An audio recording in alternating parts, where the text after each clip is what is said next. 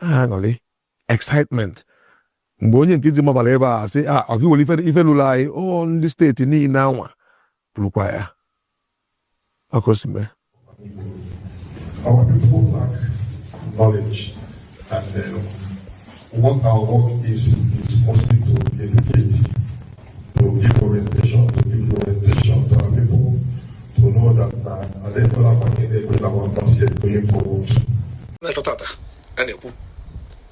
Na most na ndị be anyị enwere nghọta anyị gere ntị ọfụma n'ihe nkwụ ịma ndị be anyị amara ọmụ nke resịsị nke ikpeazụ a ekwuru m okwu ruru miniti 3 ejewere 10 seconds tinye wee ekwu maka ya rekọd ada asị ekwu ya mana ebe nwere ọpọchịtị tata ikwu ya ọ bụrụ na o nwere onye kwuru maka igwuru n'isi na-ekwuru ya bụ ka anyị ghọta ka gọọmenti etiti si arụ ọrụ. Okay, my wonderful people, viewers and subscribers, say, Oyon Nanonia, according to the short clip, you just watch it before you know them. How mama de ana po obi kukumba.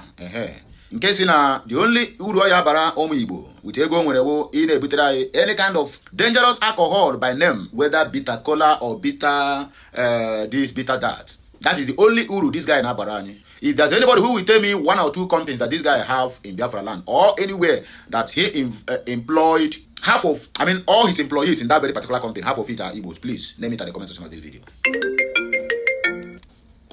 So what am I trying to say? Sorry for that distraction. All these people calling somebody. I don't know how you can just wake up in the morning when people are supposed to be working and you are calling without not even writing, hello, are you free to call? Nah, some people just not person money away for nothing's sake. Anyway, that's by the way. So the voice on just no channel, the voice of the saying his name no be Kukumba. So as I was saying before that rude interruption, can anybody tell me how many companies this guy have in Alibo that he have been empowering our youth, just like what that small boy, what they call him, B-Lord is doing? If there's any place that I'm not aware, let me know. Rather than building clubs and alcohol companies to damage the liver and the kidneys and the hearts of Igbo youths, all in the name of bitter drinks.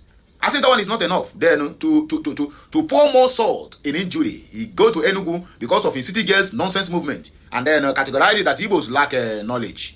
Now he is now here telling us, okay, in fact, to cut the whole story short, Obi Kubana don't kneel down on the ground now, apologize to the Biafrans or to the Igbos for saying that they lack knowledge. And according to them, he said he was misinterpreted. That is the rubbish. That is where I always got angry.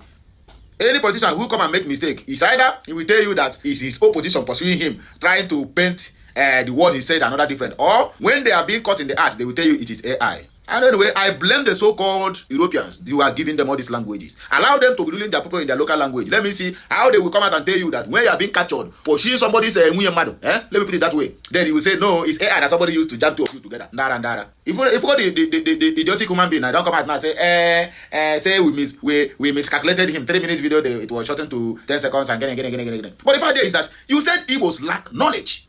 Igbos lack knowledge. Who give birth to you? The same people who lack knowledge are the ones who sent you to school. Because your father is Igbo, your mother is Igbo. They are the one that paid for your tuition fees to go to school and acquire knowledge. If they don't have knowledge, how would they want you to have knowledge? They will have allow you to remain dormant now. Maybe it's not that you have been miscalculated. Okay, after all these months, they don't drag you. Finally, somebody don't put one small expo for your head. Go and tell them, say you have been miscalculated. That is the word of APC and their politicians, rubbish people. I bet we're gonna listen to this trash. After listening to him, we're still going to come back here for more discussion at the comment section. Please like, share, comment, and make sure you keep subscribing for more interesting videos. And I will hear my voice again when we come back. Oyana, continue watching. Thanks in advance for supporting Ukude Daily Talk.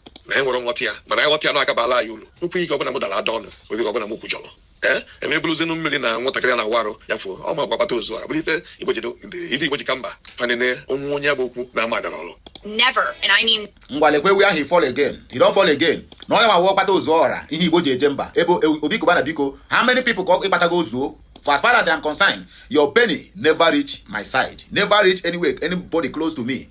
Ogbata ozu ora for Oba. Not even for Anambra State. In fact, Ogbata Ozuora in a Zinuno Obina Yegu, not the whole of Anambra State. Are you feeling Anambra State people? If not because of this nonsense city girls movement, have you ever called a crowd and begin to dash them rice, what do you call it, refrigerator or whatever? You empower your cronies. As simple as that. Now, if you go there now, this guy always go to Oberenwa, 50 years old man. And I'm going to Ogbata Ozuora. Are you richer than that?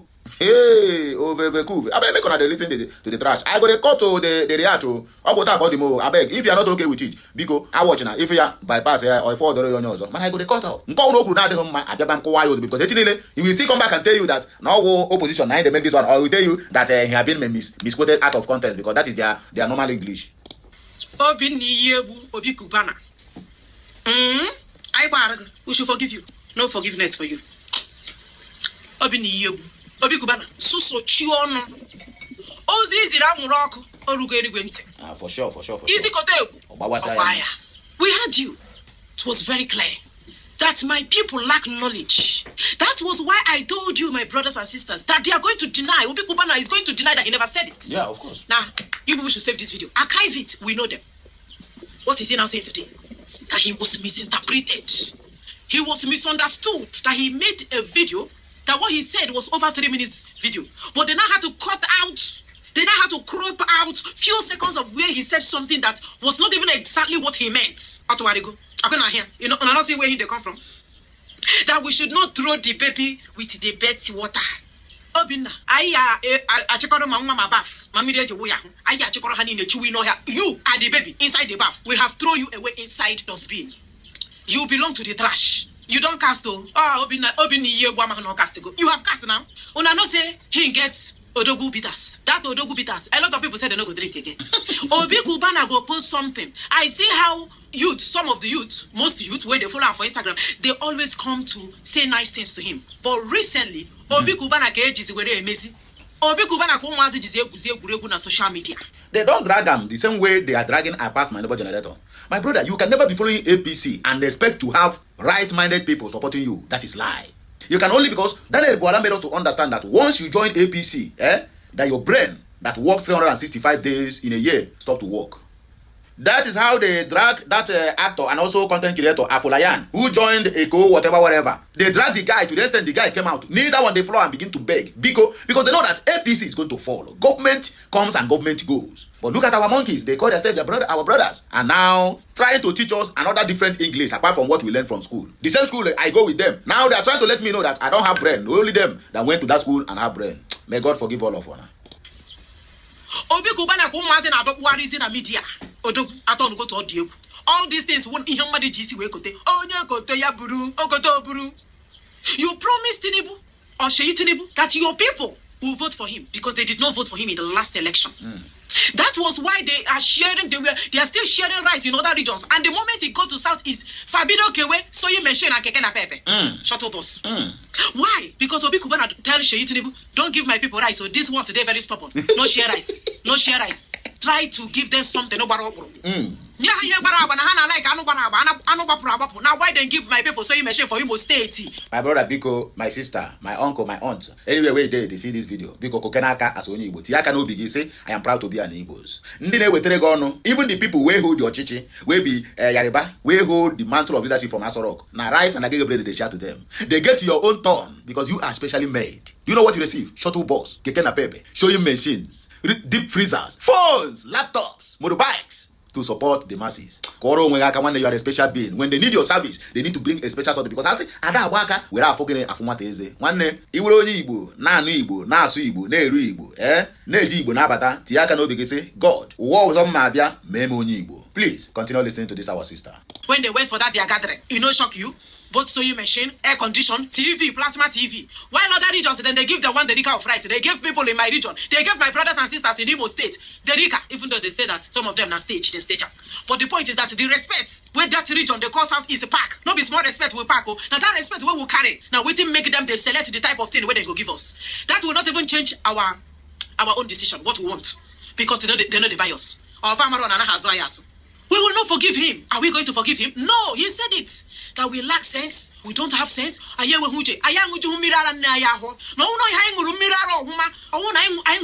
our mothers. That we should be playing the type of politics in Abuja. Obi Kubana anger is that the hole where he dig for himself, he dug the hole for himself, and his anger is that we refuse to follow him to enter the ditch. My guys, you know, you see, kote wire, okote ya buru. Okote, or just like I know, so we're making it. Or just I know, so what I do, buru this thing, oh, buteru, anya. Ocho guy next to Buri. Obi Kubana Buabari. Ocho guy next to Buri. I wait to one. I hold to ta. I wise Yabara. On Achizia Mikamba. Onoruna was Yokuru, Ona Fusie. That is the reason why he made that careless statement for Enugu. That my people lack knowledge. Now the same person is now coming back to say that is not what he said. He was misquoted. He was misinterpreted. He was misunderstood. And I know they will always say it. And why I say let us archive it, he will say it's AI. I'm surprised he has never blamed it on AI. But I believe that his next video, okay, boy, AI. What happens when you eat this for blood sugar daily? Obi Kubana, you will never remain the same. Believe you me. This particular journey where you start, we warned you. Are you sure you are ready for this? Isn't bad name my name? Name hey, you play with the other politics of 2023. No way you nothing come out. Now you want to stay at the center. You want to play inclusivity. You want to play the politics of Abuja. Obi Kubana, Ajogo, Kedi the reason. Equal support Tinubu. Kefi Yawai. You can't tell us he's doing well. He has not just because of each other. Everybody include. And is this inclusive government? If they ask you to define the meaning of inclusive governance, inclusivity, is this what you will define? Tinubu type of politics, Agbero type of government. Even Obi Kubana, they shame to support Tinubu. When I know they see the video, Kubana, Obina, we have seen your videos where you they shame to sing on your mandate, you shall stand and fall. You know, see all those meetings where they hold. Anytime where you reach to sing on your mandate, we shall stand. Obi Kubana go they hide. You go they hide the mouth. Only it's only years. Okay, happy on a good year. He's even ashamed. He thinks we don't know his secret. He's ashamed of Tinubu. Okay. You they shame and you they pretend because of the money where they go give you. And you want me where they vocal me where I speak my mind. You want me to also they shame the way where you detect the shame. Like you go they pretend you don't like something, but because there's money involved, you will not come to accept what your spirit kick against. I can't satisfy somebody because of what I stand to gain while I will be living in doubt, like in so much agony. Because you are living in agony right now. Go check them anytime where they do their stake meeting, city boy meeting. Anytime where they start to sing on your mandate, we shall stand and fall. Obi Kubana know they open mouth to sing. When I say you don't know what they do, Obi Kubana is just like a very beautiful lady. Where they force or where marry man, one old man like that, only easy. But the man gets plenty money. The man have a lot of money. Now the girl, the girl will be compelled, especially in the guy with all those city boy movement. The girl will now be compelled to marry the man because of money. Just for one sole reason, that the man is very, very rich. Man, not 78 years, 80 years. Now, there's a very fine lady. You will be hearing an excuse. Age is just a number. Just close your eyes and be managing it. See money now. Look at assets. Look at gold. Look at diamond. Look at cars. Look at properties in your name. Just marry. I always like to give analogy so that you people will understand where I'm coming from and where I'm going to. Just the way a fine girl, one beautiful girl go marry one old man, you go to ask or we home how can you leave your mate? Can you give us a happen dog?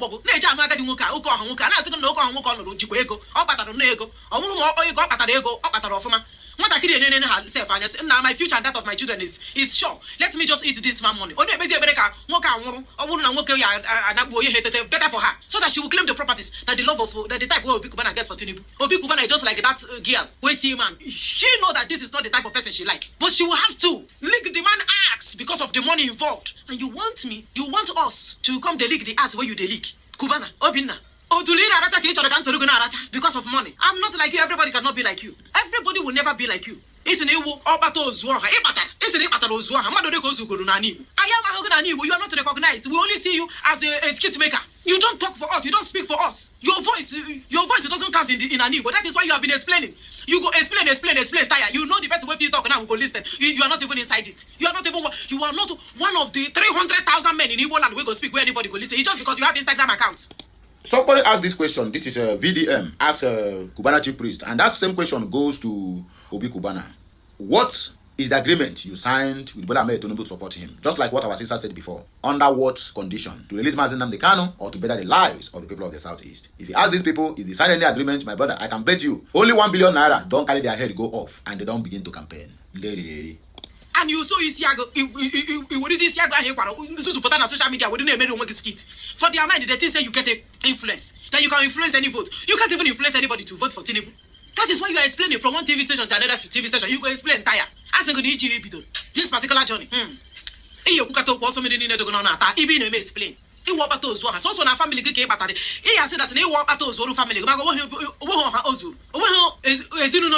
Na Southeast. There is no family in Southeast. I see Uba. Obikobana pull this community out of poverty. You can't pull anybody out of poverty. Some family keep pull out of poverty. Can actually pull your generation out of poverty through the endorsement of Tinubu.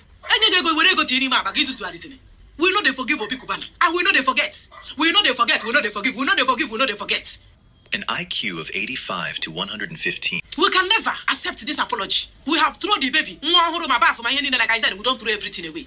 Tinubu will finally take a bow as Nigeria president. You will not be president forever. Well, we'll see how you people will come back and talk another thing. I to remember how you people will return back. Because like I said, this support of Tinubu have already dented your image. Your life will never remain the same.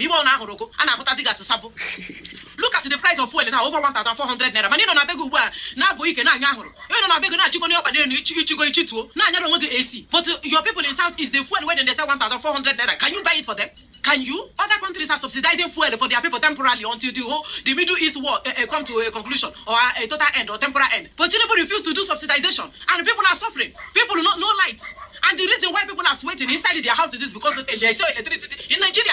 They said that it's 3,000 megawatts in Nigeria they generate. Now, it didn't drop to 1,500. That Nigeria is only over 2.20 trillion naira. If Tinubu is not a wicked and a very useless, clueless person, is he not supposed to pay off whatever it is that they're owing and even generate more light? Other African countries are generating more than Nigeria, and you are coming out to tell us that our people know how to play politics. Your people know how to play politics, but they can't even buy fuel.